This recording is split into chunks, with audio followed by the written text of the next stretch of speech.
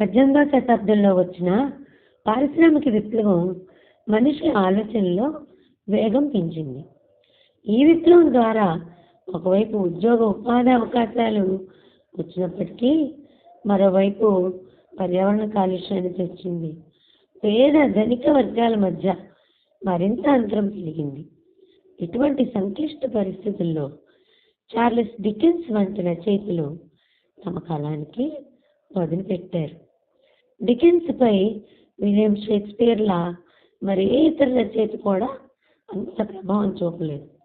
షేక్స్పియర్ను Dickens గౌరవించడంపై Alfred Harbage a kind of power the Shakespeare Dickens అనాలజీలో సాహిత్య మేధావిని గుర్తించడానికి సాహిత్య మేధావిని మించిన అర్హత ఎవరికీ లేదు అని రాశాడు.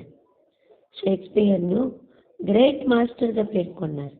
1838లో డికెన్స్ స్ట్రాట్ఫోర్డ్ అపాన్ అవాన్కు వెళ్ళి షేక్స్పియర్ జన్మించిన ఇంటిని సందర్శించారు. సందర్శకుల పుస్తకంలో అతని ఆటోగ్రాఫ్ ఉంచారు. డికెన్స్ ఈ అనుభవాన్ని తన తదుపరి రచన నికోలస్ నికెల్బీలో పొందుపరిచారు.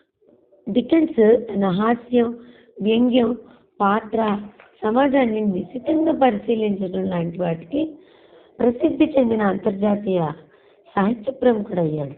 ఆయన నవలలు వాటిలో చాలా వరకు మంత్లీ సీరియల్స్గా, వీక్లీ సీరియల్స్గా ప్రచురించబడ్డాయి.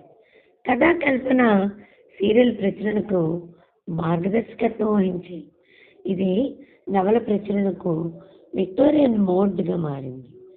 ఆయన సీరియల్ ప్రచురణలోని క్లిఫ్ హ్యాంగర్ ముగింపులు పాఠకులను సస్పెన్స్లో ఉంచుతాయి. ఇన్స్టాల్మెంట్ ఫార్మాట్ డికెన్స్ తన ప్రేక్షకుల స్పందనను అంచనా వేయడానికి ఉపయోగపడింది. ఎ టేల్ ఆఫ్ టూ సిటీస్ ఆయన యొక్క సుప్రసిద్ధ రచన. డికెన్స్ 1812 ఫిబ్రవరి 7న జన్మించారు.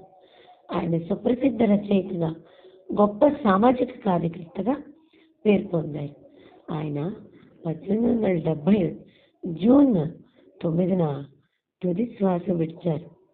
ఫిబ్రవరి 7 చార్లెస్ డికెన్స్ జయంతి సందర్భంగా ఈ స్వర సందేశ నివాళితో ఆయనకు జోహార్లు అర్పిద్దాం.